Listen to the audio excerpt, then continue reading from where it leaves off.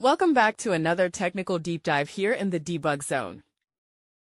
Today, we're tackling a big question and breaking it down with insights from other users. Hopefully, this clears up some misconceptions and helps you get the answer you need. So buckle up, stay a little curious, and let's jump right in.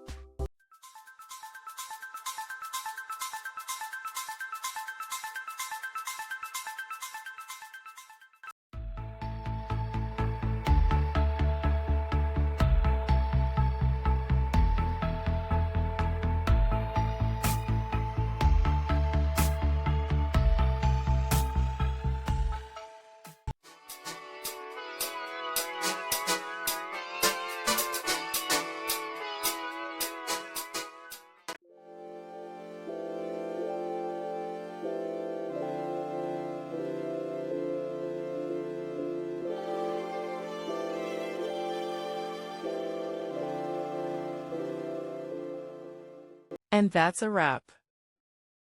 I hope you found the answer you were looking for. If you did, take a second to hit that subscribe button. It really helps out.